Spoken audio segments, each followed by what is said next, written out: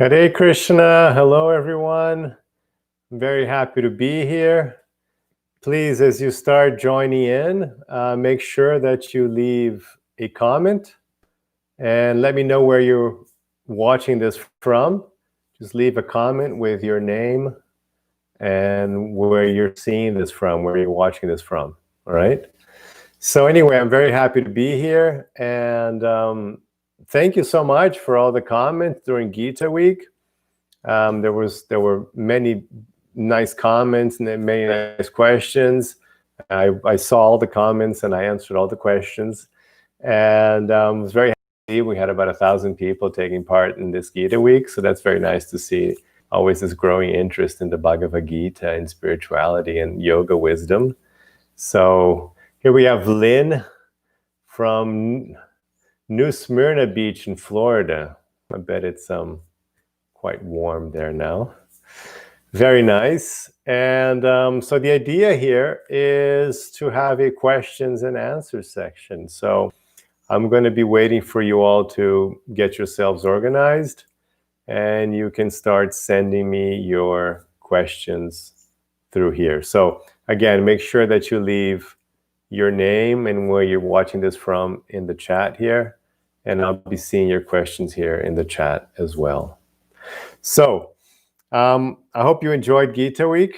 The Bhagavad-gita is such a wonderful text. You know, there was only 3 classes, so I didn't really give you practically anything from the Bhagavad-gita because there's so much to give in the Bhagavad-gita. There's so many important teachings and lessons we take from the Gita. And what we see in the Gita, of course, the Gita being the root of yoga, the root of all the spiritual path of yoga, is just vast impact it can have in our lives. Because, I mean, we're just, you know, if you live a life without understanding, without purpose, it's so painful, isn't it? I mean, it just destroys you. I mean, we could say it just destroys, like we even have this term, like Krishna uses, not in the Bhagavad-gita, but in another text. His last teach is called Uddhava-gita. He uses the term soul killer. Like you become your soul killer, like you kill yourself, your soul, when you don't go deep into your spiritual life, when you don't absorb spiritual knowledge, when you don't practice your spiritual life. And we see this, right? I mean, you might be going through this, and I'm sure you've seen people going through this. I mean, what is life if you can't find purpose, if you don't know who you are, why you're here, if you don't understand like what you're supposed to do, if you don't understand life, it can be just destroying, isn't it? It just destroys your mind. It just drives you crazy. And then people seek substitutes, such as, you know, like drugs or video games, or they're just trying to get like some fame and following, you know, on social media, or money, sex. I mean, you know, you just try to get something else to substitute. But there is no substitute to really finding out what you're doing here and who you are, and living a life of purpose, of meaning, of finding deep meaning in life. There is no substitute. There is no substitute. So if you don't do that, then life is just painful. It's just torture. Life just becomes torture. So it's very important. And in the Bhagavad-gita, we have this complete system of understanding, of like, not only with the knowledge, but with the practice, with the practical aspect. I mean, that's the beautiful thing about the Bhagavad-gita. And that's certainly one of my, you know, what I focus on. If you know my work, if you got to know it a little bit during this week. But my real focus is the practical aspect. I really want to bring this to your life. I'm not so interested just in like, you know, just the knowledge for the knowledge's sake. No, it's how to apply this knowledge, is how to take this whole Bhagavad-gita system, how to live the Bhagavad-gita. That's the real beauty of it. It's living it, experiencing it, not just knowing it. It's a very big difference. And, you know, a lot of times when you study these things, it gets just a little academic and it's just a little, you know, but that's not it at all. Yoga really is practice. One translation for the word yoga that my spiritual master uses is spiritual science. And that's in the sense that it's like, it's a science, and so, you know, they're methods, facts, and then if you apply those methods and those, you get these certain results, and it's guaranteed, and it always works, and it's been working, you know, for 5,000 years all over the world with all kinds of people, because it's a real spiritual science. So we have to put this science into practice. Okay, so again, if you're arriving now, make sure you write here on the chat, you know, so I can see who you are and where you are writing from. Let me know where you're writing from. So we have here Alexander from Barcelona. Very nice. And Denise Kalizi, I love this short course. I'm wondering if our souls are 100% responsible for everything that happens in our lives. Why would we choose to live a life with disease, serious disability, etc.? Okay, well, that's a good question. Let's get started with that question then. So, Denise, are you Brazilian, Denise? Is it like a Denise Brazilian, or let me know if you're Brazilian, Denise. So, oh, Rhode Island. Okay, are you a Brazilian in Rhode Island, or are you just in Rhode Island, America? Let me know. So, Denise, you know, it's because oh, you're Italian. Ah, I'm also Italian heritage. Vivacqua is my legal name. So Denise, yeah, so that's a very good question. So how does it work? Of course, and I say this, you know, of course you wouldn't choose to have disability. Of course, nobody's going to choose to, you know, to be, you know, suffer in any way, right? No, nobody's going to choose that. So no, we don't choose the results of our actions, but we do choose our actions. You see, that's what you have to understand. For example, so let's say you choose to commit an, you know, immoral action, let's call it like that, or sin, or if you want to use the proper Sanskrit term, adharmic or papa. And so, you know, they use papa for sin in the Bhagavad-gita, and adharma means not dharma. So, you know, you learned how dharma is the best of you. It's your purpose. It's the best of you. So if you do something that's not, it's contrary to your essence. It's not contrary to the best of you. Adharma. When you do that, then you invoke a negative reaction. So that's what happens. You invoke a tough love teaching from the system, you know, from God's like material world system, from this whole educational karmic system. So when we commit a mistake and we're not aware of it, we don't recognize it, we don't seek pardon for it, we don't correct it, we just commit the mistake, you know, and we still like are clueless about it. So that invokes a negative karma. And that negative karma will then manifest itself as disease and disability and, you know, whatever troubles we, you know, all the endless troubles we can face in this world. So you invoke that not because you chose the result, but because you chose not to act to the best of your ability, not to seek information, not to find out what the best behavior was, and not to choose to do that best behavior. So in that sense, yes, you're 100% responsible. It's very important you understand that. Nobody else, this is a great thing about karma, nobody else affects your karma. The only other entity that can affect your karma is God, is Krishna. But he only does it nicely, like to help you out when you're praying. That's one of the results of bhakti. You're like, oh, please, you know, I've been, you know, help me, forgive me. So when you reach out, when you activate your devotion, then God may like interfere in your karma by erasing your bad karma and giving you good things because you're on a different path, because you've chosen the path of spirituality. So then you kind of like become unstuck to your karmic path. That's an interesting thing that happens when you decide to seriously pursue your spiritual life, like some of you are doing now. When you're going to study the Bhagavad-gita, you're going to practice. you're really going to take it seriously. It's going to be your priority, not just like a thing, like maybe, but like you seriously think about it morning, noon, and night.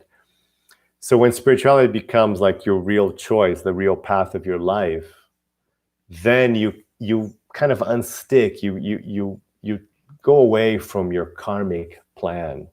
So things that were supposed to happen don't happen anymore, and things that weren't going to happen because now you're kind of like on different rules, because you kind of signed up for a special program, so the old program's rules don't count so much. But that's the beautiful thing about karma, though. So it's only up to you. It's 100% up to you.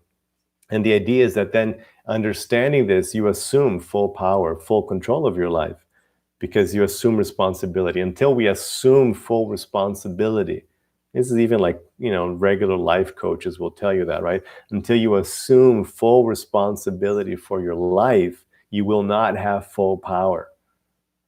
Because as long as we think that we're victims and we're not in control, then we lose power, we lose control. So you have to really assume that power. Okay, Rasha.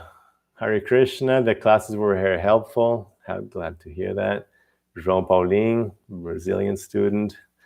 Lynn, I recently read that Sri Krishna is the only human guru and incarnation of Vishnu. I think of Krishna as the Lord, not an incarnation of another. Could you please comment? Right, Lenin, that's exactly right.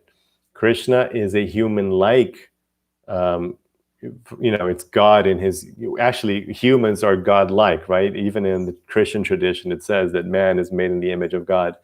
And the same concept is there in yoga. So, of course, not that Krishna is like humans, but humans are like Krishna. So yeah, Krishna has this original human-like form, two-handed, two hands, 2 arms, 2 legs, 1 head kind of thing. So yeah, so that form of his, like our form, is made in his liking. And yes, of course, when we say incarnation of Vishnu, it's just like a general category, in the sense that, in the material world, when you were talking about the 3 modes of material nature, which we didn't cover in this Bhagavad-gita week, but of course we cover in the Bhagavad-gita full course. And then you have, tamas, the mode of ignorance, rajas, sometimes translated as the mode of passion, and sattva, translated sometimes as the mode of goodness. So those 3 modes, which are like, the basic building blocks of all of material nature. So those 3 are represented by, tamas, Shiva, rajas, Brahma, and sattva, Vishnu. So in that sense, whenever any God avatar comes, it's also sometimes called a Vishnu avatar, but it's not an avatar of Vishnu truly. Krishna, is the most complete and, original quote unquote form of God, according to the tradition. Susan Mohammed, namaste. I'm Susan from Orlando, Florida. Thank you for this class. You're very welcome, Susan. Orlando, but it's quite hot there as well. Peggy from Bangor, Pennsylvania. Clara Gutierrez. Clara living in Florida from Nicaragua. Okay, Clara. Rasha, you're from LA. I bet it's really hot there as well. Courtney, hello from Florida. Thank you for this offering. Thank you, Courtney. Supin Huda, hello. Supin from Toronto. Okay, Supin, your class are so clear and simple to understand. I'm glad you liked it, Supin. Suma Pishati, I'm Indian from Calgary. Okay. And Urban Yogi from London. Oh, good. I lived in London for many years. Love the city. Okay, Denise says, yeah, and this becomes seed karma, and then you live that out in later life. Exactly. That's you got it now, Denise. And Monica Satyam says, Hare Krishna, thanks for making me part of your class. My question is how a person can know that he is Krishna conscious? And what are the ways to achieve Krishna consciousness? Well, that's a good question. And again, while I'm answering this question, if you're all joining here, make sure you write your name here, and you can go ahead and post your questions as well. And I'll try to get around to answering all the questions. So So this question is good. How do you know you're Krishna conscious? Well, there are two great indicators of it, which are very emphasized by Krishna in the Bhagavad-gita. The first one's real simple, real practical, which is always, are you remembering Krishna? Simple as that, right? So the great saints would say that the mother of all rules is to always remember Krishna. And the mother of all restrictions, the things you shouldn't do, is to never forget Krishna. So in that sense, just remember Krishna, don't forget Krishna. And then, if you're Krishna conscious, according to how much time you spent remembering Krishna throughout the day and how much time you were oblivious, you had forgotten, you cut your connection to Krishna. So that's like a very simple way to understand what Krishna consciousness is. Of course, another great way to see if you're advancing, which is emphasized by Krishna from the beginning to the end of the Bhagavad-gita, is called equanimity. Why is that important? Because what is equanimity? Equanimity means you're equal, right? You may remain equal no matter what's going on. You're equal. So what's going on is always varying, right? I mean, it's like it's hot, it's cold, you made money, you lost money, somebody said nice things, somebody didn't say nice things, it's like up and down, right? It's just like all day long. You've got a headache, you don't have a headache, you feel good, you don't feel good, you're hungry, you're well fed, like the food's good, the food's bad. I mean, right? It's just like the world is always spinning around. And it's totally not equal, right? Everything here is not equal. So it varies throughout the day, every day. So everything is changing.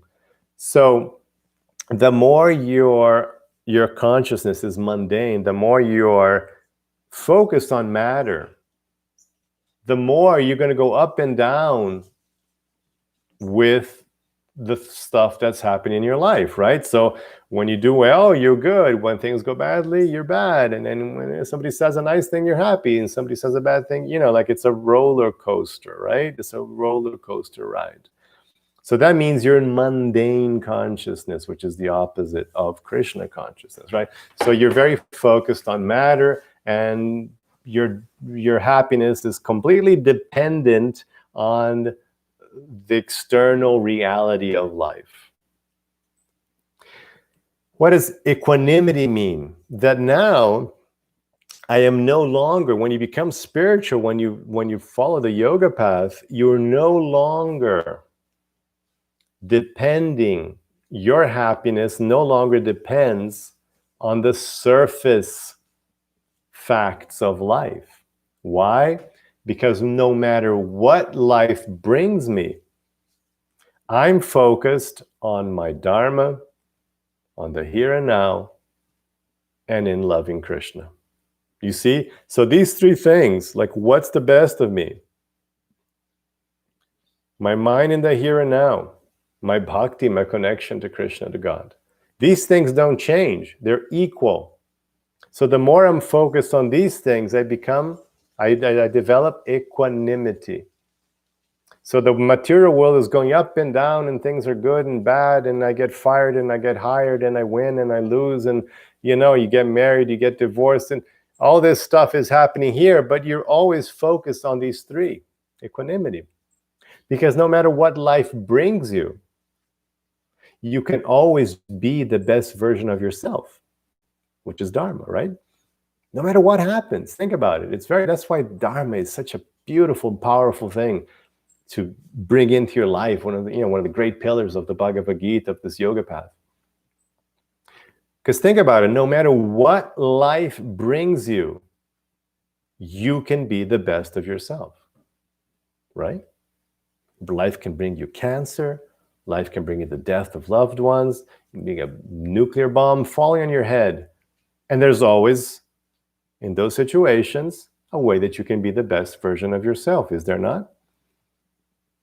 So no matter what's going on, there's always, okay, so what does this call of me? What is the best response according to who I am? What is the best version of me in this situation? So that's dharma. So you can, and then of course you're in the here and now because you're not worried about the future or the past. You're in the here and now, and then you're connected in bhakti. So that's like a real test. I mean, that's like the real way to find out if you're advancing spiritually. That's a real indicator. I mean, if you want to have like a center, like in your dashboard, in your spirituality yoga dashboard, what you need is like to put like equanimity right there in the middle, and you just see that dial going from 0 to 100 and see where you are. That's a major thing. Susan, thank you. I have a question about moksha. Where do we go when we get moksha, and what is that like? Can you enlighten me? That's a great question, Susan. So the idea, as I explained in the first class, right? Yoga is saying, look, you're stuck here. You're stuck in the material world by your karma, right? You keep, like Denise asked, you keep creating these binding contracts, binding future contracts. For every day when you generate karma, it's like a binding contract. It's like you're signing a document that makes you have to stay here in the future. So when your mind isn't in the here and now, when you act, and you act thinking of the result, and you don't make it karma yoga, you're not doing it out of just the best of your dharma as an offering to God, then you sign up for more karma, right? So then you're stuck. So then yoga is saying, look, you're stuck here. You've got to like stop that. And if you stop that, so the end, okay, you've stopped that, so then you're free, which is moksha for those who don't know. So moksha is like, okay, now you're free. You're no longer bound. So what Susan is asking is, okay, what happens when we're no longer bound to this material world? I don't have to take birth again. Well, Susan, for one thing, part of not being bound is that you're developing bhakti. That's why you'll see in the Bhagavad-gita, Krishna will emphasize that from chapter 7 pretty much onwards, but especially from chapter 13 onwards, everything he teaches, he's going to say, but without bhakti, it won't work. Without bhakti, it won't work. He keeps repeating that message. Without bhakti, you won't be with me. Without bhakti, So the message is always that, because without bhakti, if you don't have a relationship, because bhakti is devotion. What is devotion? Devotion is your relationship with God. So if you don't have a relationship, if you're a stranger, if you make yourself a stranger to God, then there is no place for you outside of this material world. This whole material world is precisely to give you a chance to live a life away from God. So, and beyond this Maya, beyond this material world, the only thing there is the kingdom of God, Vaikuntha in Sanskrit. So beyond this material, the only thing there is an existence, a life where everybody is completely in love with God. It's a theistic, theocentric existence. That's because, God is theocentric. Theo, God, centric, center. God is the center of all existence. Krishna means the all-attractive. So Krishna is infinitely attractive. So if you're not covered by illusion, then you're just naturally going to be attracted to Krishna. So the idea is that while you're breaking away from karma, you're redeveloping, you're reigniting your eternal love for God, your eternal relationship with God. So then when it's done, what happens is you just restart. You start where you stopped off before. You restart your eternal loving relationship with God in a particular mood, in a particular God's, one of his abodes. If it's Krishna, then it's specific, abodes of Krishna. Then you have your specific relationship with Krishna. It's called the rasas. This is a more advanced topic, but you have different relationships with God that are innate, that are in you, that you just have to uncover. And so moksha then, what we, that's why in the more bhakti focused traditions, they will say, no, not just moksha. What we want is krsnaprema. Krishna, prema means a special kind of divine love. So it's not that the goal is moksha. The goal really is krsnaprema. This is pure, intense, gorgeous, sweet, eternal, varied love with God, with action, with activity, with service, with love, in endless variety and adventure. So that's the goal. That once you're done here, you have a life, a beautiful life, like what life really is. But in the original platform, in reality, not in illusion as we are now. You'll see that in chapter 15, Krishna compares this world. He compares this world to a tree planted near a reservoir of water. So then when you look at a tree at the, like let's say like next to a lake or something, and you're looking at the tree, you see the tree, and then you see the reflection of the tree on the water. So Krishna uses that in chapter 15. He says, this world is like that reflection. So it looks like the real thing, but it's fake. That's why we don't get so much out of this world, because it's fake. So, for example, imagine you have a mango tree, and it's got these big, juicy mangoes. But then you see the reflection of the mango tree on the lake. What happens if you try to eat one of the reflected mangoes? Right? There's nothing there. It won't do you much. You have to eat the real thing. So this world, everything looks real, but it's not. So we have this feeling of like frustration and emptiness and like what's going on, because this is all fake. It's the matrix. So reality means to now finally live your life. So you have your form, you have your transcendental body. Krishna has, God has his transcendental body, and there's transcendental, abodes with transcendental trees and birds and dance and music and food and, and just endless loving play. That's the invitation that yoga is giving. It's very fascinating. Okay, Hillary from the UK. All right, Hillary, let me know where in the UK you are. I'm curious. Sujawan, namaste. The classes are a great experience, and it made me self-reflect a lot on myself. I'm from Halifax, Canada. Nice. Glad you like them. Alexander, so I have a question. I've always been about unconditional love, giving because I enjoy, not because I crave anything back. That's very nice. But what is the yogic way of handling people that does not give you service back? Okay, good question. So what about, how do we deal with that? Our focus is dharma. So I'm going to give according to my dharma. For example, I have a dharma to, let's just like some obvious examples. I have children, small children. So of course, it's my dharma. I have to give them everything, right? I have to give them like everything, food and clothes and education and friendship and time, and you just have to give them everything, right? That's what it means to be a father or mother.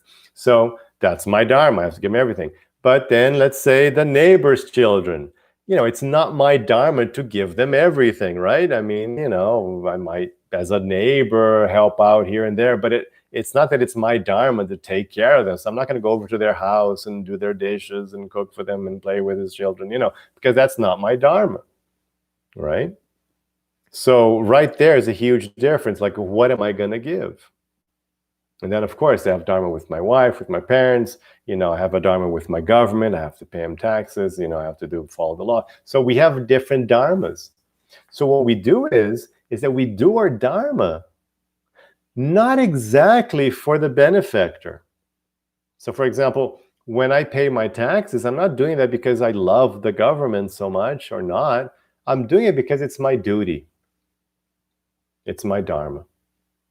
So I'm doing it out of a sense of duty.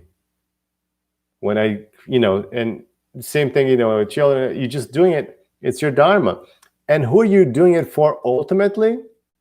Krishna explains this in the last verse of chapter 5 of the Bhagavad-gita. He says, understand that I am the ultimate enjoyer. So I am the ultimate enjoyer. So when you're serving anyone in any situation, whether it be in your job, in your family, in your community, the ultimate enjoyer is Krishna. That's why in karma yoga, we do everything as an offering to Krishna. That's the spiritual correct understanding. Whatever you're doing it as an offering unto Krishna. That is your way of serving and loving God. Because love means service. There's no point saying you love someone and don't do anything for them. So that's what it means.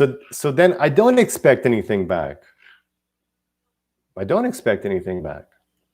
Because it's my dharma. It's my duty. Just like the sun is shining, the sun doesn't request that we do prayers, like some traditions say, you have to pray to the sun and thank you, please make sure you shine tomorrow. It just shines because that's its duty, to shine. And it doesn't require anything back from us. So like that, the sun has its dharma to shine brightly and warm up our solar system, our planet, and we have all these different dharmas. So we just do our dharma and we don't request anything back. And that's how you can be peaceful. Because as soon as you do something, expecting something in return, then you enter a world of pain, whether it be a little pain or tons of pain. But that's how you enter it, by asking for something back. It's called expectations. Then you start how much do you want? How much are you emphasizing it? Will depend how much you will suffer. But the more you expect back, the more you'll suffer. So then you say, but what about relationships? Well, that's something else. That's like a rule for relationships. Let's say you have a friend, and so you're always there helping your friend, and he never does anything for you. Or you have a colleague, a work colleague, and you help you help him or her, and she doesn't do anything for you. So then there's a rule called reciprocity. And Krishna says that he practices that as well with us. So reciprocity. So in any relationship, whether it be, spouse or grown-up children or your parents or friends or brother, whatever, in any relationship, you want reciprocity. So then you make sure that you have reciprocity, just so make sure that you have a healthy relationship where you're not being abused, where you're not wasting your love with someone who doesn't have love, who's not willing or capable of loving back, because you deserve to love someone who is lovable. That's what we want. We want to love someone who's lovable, and then it's just like everybody just, it works like that. So when you're dealing with somebody who's selfish, who's ungrateful, who just doesn't do his part and you do your part, then after a while you have to say, why am I doing this? Because then you're being foolish. Again, with small children, you don't expect anything back. You can't do anything. You just have to give. That's the whole big trip of being a father or mother. You get to experience, it's like, what is it like just to give tons blindly and not get anything back, practically speaking? That's what they become a parent. I hope I'm not putting anybody off in having children here, but yeah, that's how you become a parent. So then you just give, right? And you're not going to get it back. But the idea is you got it from your parents, so then you're giving it forward. And that's why the religious scriptures and the Vedas are so heavy on not having children, because you got all this stuff, and you're not going to give. You're not supposed to. You can't give back to your parents. You have to give to your children. So it's like it passes on. You give forward. You don't give back. You give forward. So that's another topic. So that's what you do. So you give according to your dharma. You don't expect anything back, but you use your, good sense, and you're practical about it. So depending on the relationship, you're always seeing what's the best place. If this isn't a good, investment for my time and love, is there a better way for me to use my very limited time and love and resources on something there'll be more bang for my buck?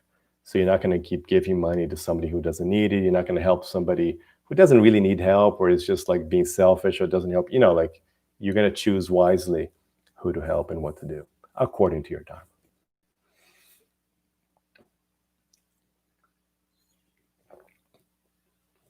Okay, Suja 1, I hope I'm pronouncing it correctly. Suja 1 says, my question is Krishna important in our path to spirituality, or can we ignore Krishna? Like, can't spirituality be done without a figure or avatar? Well, the reason why you can't ignore God, you can ignore Krishna and call God, you can I'll worship Rama, you can worship Nrsingadev, or in different traditions, you have this version of God in the Bible. So, you can worship Allah. So, yeah, but you can't ignore God, because the whole point of spirituality, the end goal, the major component of it, as I showed is devotion. So to reinstate your loving devotion to God is the actual objective of spirituality. It's the summum bonum. It's the final objective. It's what real life beyond material world is all about.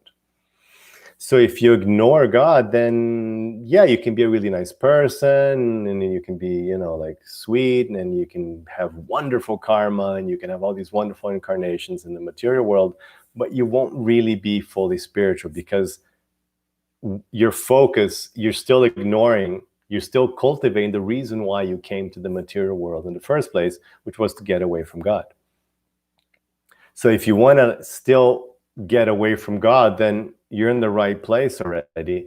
You just have to adjust your karma so you have a good time. So you just be dharmic, right? And you just be dharmic, and you can be born as a celestial, you can be born like Thor, have a great time.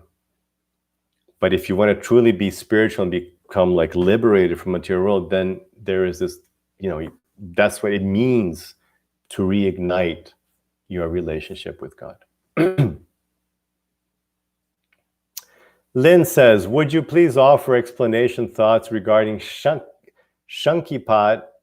or is that shaktipat, and its transmission, with gratitude for your teaching? So it's not a thing I do. It's not really part.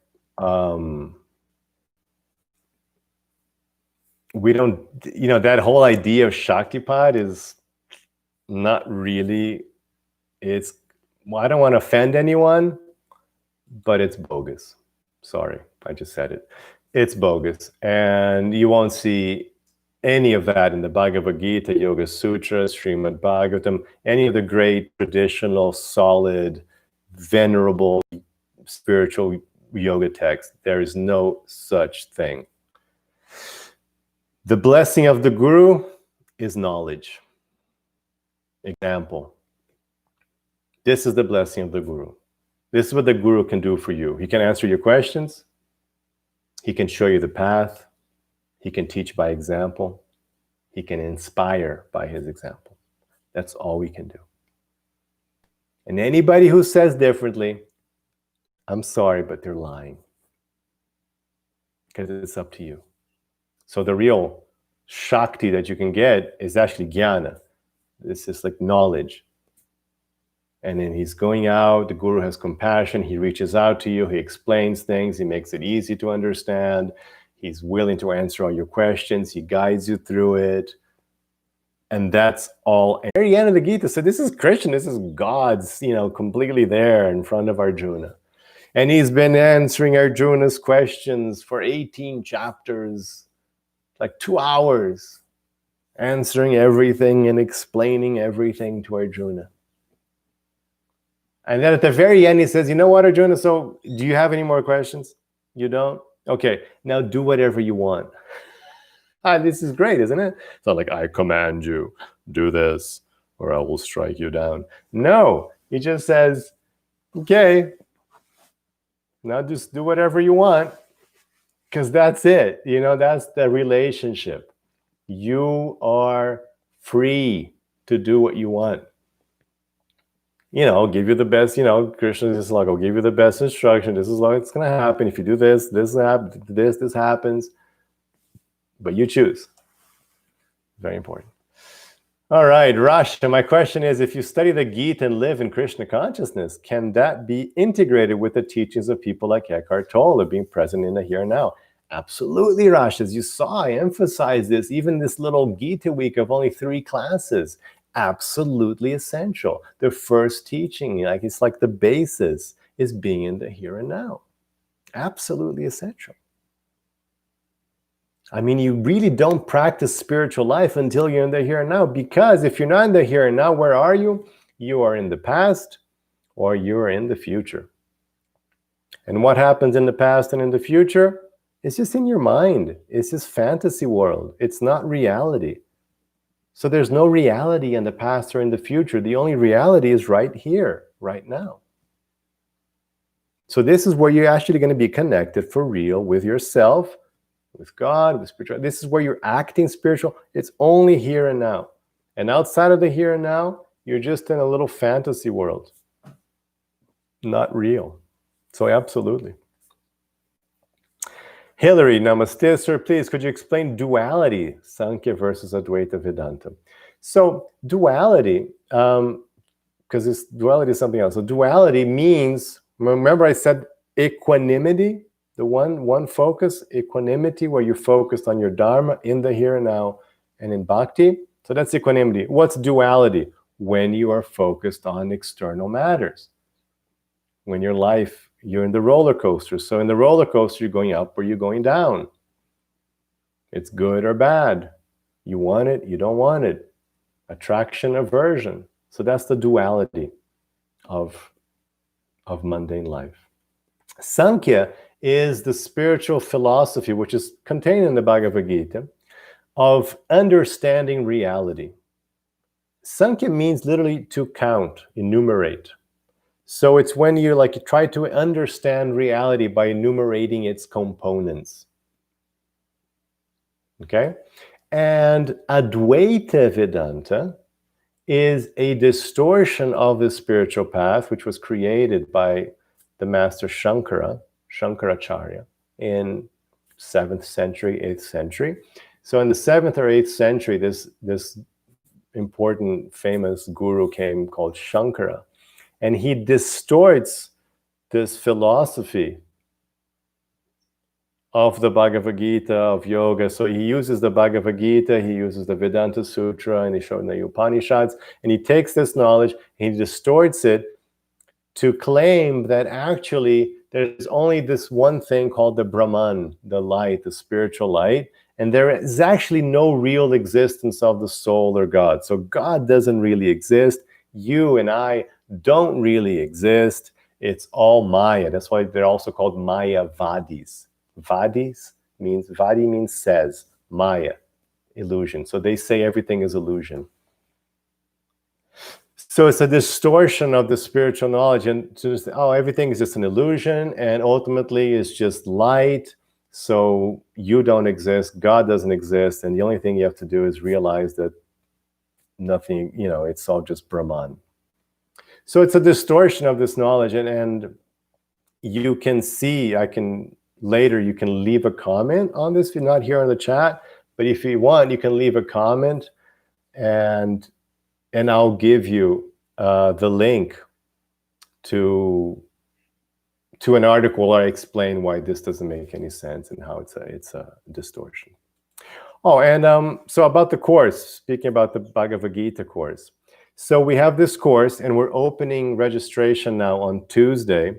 So be very carefully attentive to your email. On Tuesday, we're going to send you a link, and it's only going to be available from Tuesday to Friday for you to register to this new group of the Bhagavad-gita, okay? And this course, I have a complete Bhagavad-gita course online with, I think, 40 lessons or something, I'm not sure. But it's just tons of lessons. You have tons of classes. All the classes are online. You can watch them anytime you want from anywhere with your phone, tablet, PC, Mac, whatever. You can watch them from anywhere in the world anytime you want, as many times as you want. So you have the whole complete Bhagavad-gita course. It's the equivalent of over a whole semester load of teachings. And you have 2 years of access to this course, so you can watch them During 2 years, you can watch it over and over again. If you're a bit busy now, you can watch it a little later. And for 2 years, you have access to this complete Bhagavad-gita course. Not only that, but once you sign up, you have access to a WhatsApp group we have. And in that WhatsApp group, I'm there 7 days a week to guide you, to answer your questions, any questions you have, anything like your life is happening, you want to see like, how do I understand this? How do I apply this with Bhagavad Gita teachings? I'm there 7 days a week. So there's a WhatsApp group. And not only that, but we also have monthly live classes like this one, but just for the students, where I actually, I answer every single question everyone has until the class is over. So we get all that. So that's going to start now on Tuesday. And, how would you feel with your mind clear, under your control? How would you feel just being free from painful behaviors and mental patterns? Imagine yourself integrating your spiritual awakening with your daily life, where your daily life is actually part of your spiritual life in a very strong and serious way. Imagine yourself with a strong mind, with focus and purpose. The way I see it, you have 3 options. First option is, yes, you can continue to live as you do now. If you don't want to change anything, if you don't think there's any room for improvement, you just go on with life now. Second option, you can continue to look for a way to really understand life, to really become spiritual, to really apply spirituality in a serious, authentic manner to your life. Or 3, you can take this opportunity now and sign up and really start changing your life right now with this Bhagavad Gita course. So I hope you can join us for that. And again, on Tuesday, we'll be sending you the link so you can check out more how the course works, all the content of the course, the bonuses, how it works. You can check all that out, the prices, everything. Check out on Tuesday. Okay, more questions.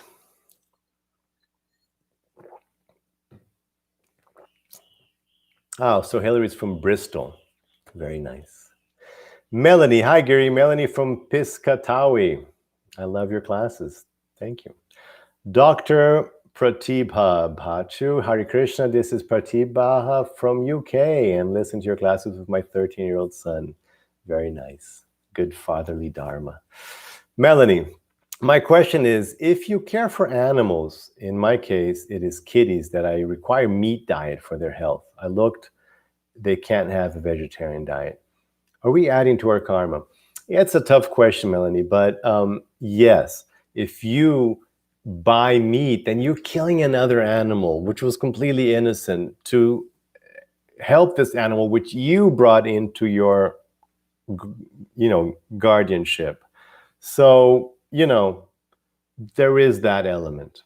The good news is there is, I don't know what country you're in, but there are vegan cat foods. I mean, they really exist. So you can actually have a vegan diet for your cats. There are proper vegan cat foods which complement their need. I think it's, I don't know what exactly it is they need in meat. It's like some special thing. And then they just get that special thing and they can do it in a vegan way. So that's the good news. But yes, because just think about it, not from your angle, but think about it from like the animal that you're killing. Like, who gives you the right to kill this other animal? Oh, because I want to take care of mine. Yeah, but you chose to take care of that animal. It's not that it was forced upon you. It was a choice. So you chose to have an animal for recreative purpose, for fun, just because it's nice, whatever. So it's kind of like it's a complete option. It's not that you have to. It's not like a guide dog. Some people have guide. They have to have the dog, but in the case of a cat, it's just for fun, right? It's just company. So you chose that as a company. You chose that, and then you're killing this other animal. That's not very nice with the animal you're killing, right? What did that animal do for you? So yeah, technically that animal, cat should go out and hunt and figure out his meat requirements, and you can give him other food and health. So yeah, you have to be careful with that.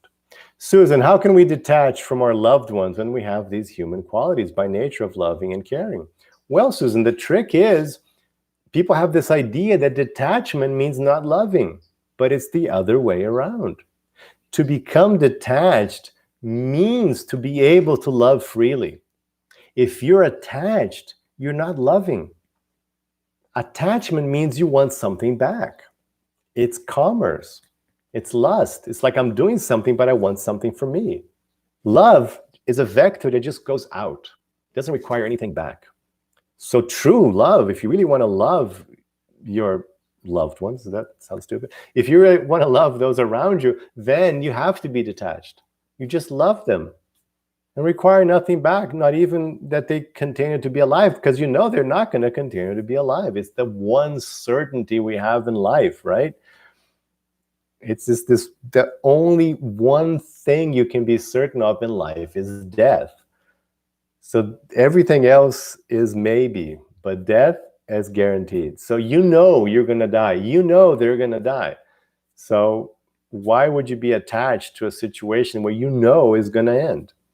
So you just have to love and enjoy the moment in the here and now. Do your best, make the most of it, and let it flow.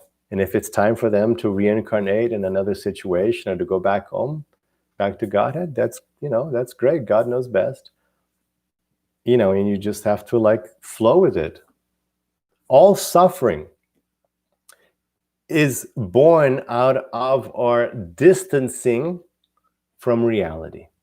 The more aligned with reality you are, the less you suffer. And the more you detach yourself from reality, the more you suffer. So reality, everyone dies. Suffering, oh no, this person can never die. I can never lose this person. So you have to flow with reality. So, okay, so people die. Does that mean I can't love? No, that means I'm going to really love because they can go anytime. I can go anytime.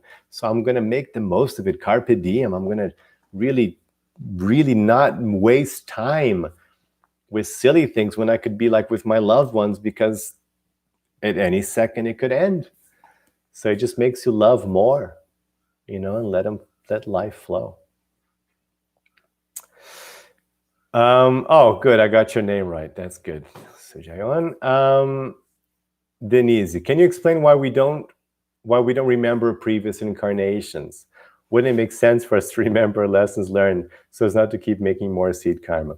Well, Denise, it doesn't make sense because everything you need to learn is here with you now. You see, it's all here with you. Everything that you have to fix is right here in your heart right now. So when you go deep, when you take the spiritual path, study the Bhagavad-gita, you put it in practice, you find all the mistakes out right now. That's why we burn karma, because instead of waiting for the karma, we just learn everything now. We take learning into our own hands. We don't wait to be purified slowly by karma. We purify ourselves with our actions, with the power of our mind right now. And if you did remember past lives, it would be terribly confusing. We're already so attached. One of the major obstacles of spiritual life is that you're so attached to this identity. You're thinking, oh, I'm a guy, I'm this, I'm middle-aged, oh, I'm a woman, I'm Italian, I'm in America. All these things, there's so much attachment, so much identity. These things are a real burden because as souls, we're not any of this. We're not our body. So can you imagine, not only did you have to overcome your attachment to being Denise, Italian American, but then you have to overcome being so-and-so and a pirate and a tiger and a cat and it's too much. You go crazy. You have all these ooh, who am I? You'd have serious psychological problems. And it would spoil the whole illusion. It would spoil our illusion. We wouldn't be able to get into this life because we're thinking, yeah, we're not really this life. It would just be a mess. So that's why we don't remember our past life. Okay, Rasha says, thank you for the answer. Alexander, can you explain the transcendental relationship with Krishna a little? It's a real relationship, Alexander. It's, in the tradition, we emphasize 5 rasas, they're called 5 relationships. Neutral, as a servant, as in, wanting to serve, friend, lover, and as a parent, as somebody who takes care, and as a lover, conjugal relationship. So you can have these are the 5 major flavors of love you can develop with Krishna, with God, especially with Krishna. So your transcendental relationship means that after you've purified your consciousness a bit, after you've advanced quite a bit here, you've removed lots of garbage already from your heart and your mind, then your relationship becomes more and more apparent. Just as my spiritual master gives the example, just as you can have a very cloudy day and you can't see what the color of the sky is because it's covered in clouds, but as the wind blows away the clouds, then you can see the color of the sky. So it's like that. As you blow away the clouds of egoism and fake false identity and anger and hatred and lust and greed and all these silly things we have in us, as you start clearing that stuff away, then it shines through your true relationship with God. And then you just develop that more and more. Lynn says, I'm currently enrolled in your course. It truly is a worthwhile endeavor that I highly recommend. Thank you, Lynn. So she wasn't paid, guys. This is not an endorsed comment. Okay, that was spontaneous. Alexander, the vegan cat food is not really studied much, though. Maybe she adopted cats like we did. Yeah, there's a lot of vegans. It's a thing now because there's so many vegans, so of course there's a huge market. People love cats, people love being vegan. So, it wasn't going to take long for somebody to figure that out. And it's been years and years they've had vegan cat food. So you can find that out. So many yoga centers out there. How to consider yoga center with traditions like you talk about? Bhakti, Vinyasa is different, or Ashtanga, or Power Flow. Yoga true to BG, any insights? Well, forget it. That's what I would say. Don't even try. Separate things. Go to a yoga center that has a yoga mat practice that you like. Because the yoga mat practice is not the practice of the Bhagavad-gita. It's got almost nothing. It's got nothing to do, to be honest, with the Bhagavad-gita.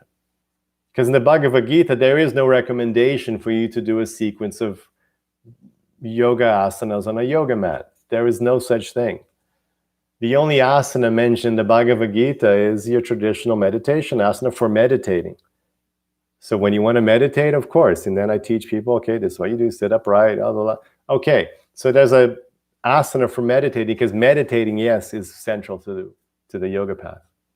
But a sequence of asanas and this, warrior, that's not at all got anything to do with Bhagavad-gita, with this path. So don't even try. Just go to a center you like to practice. Oh, I like this one's Ashtanga Vinyasa. I get all fit and, it's nice. I get all ripped and toned. Great, or power yoga. Or this is nice, sweet hatha yoga practice, keeps me, whatever you like. And that's just something you do. And then in your day-to-day life, you're doing this. That's why we have this course, so you understand and live and know how to practice. So how to practice real yoga is all day long, every day of your life. That's the beauty of yoga. It's not something you do like, we have our Abrahamic traditions. Oh yeah, go to the church on Sunday, That's not it. It's not about going to the church on Sundays. Yoga spirituality means living spiritually, which means like every day, all day long. That's the whole point of it. Your very life is your spiritual offering. That's where you're going to practice your spiritual life. So don't worry about it. Just do your yoga thing and do that as an offering to Krishna as well. And, if you don't want to do yoga, don't do yoga. Go to the gym, go swimming, go running, go biking. As long as you're taking care of your body, which is a requirement of yoga, that you take care of your body, you maintain yourself healthy. As long as you're doing exercise, what kind of exercise you do, it doesn't have to be yoga. On the mat, it can be anything.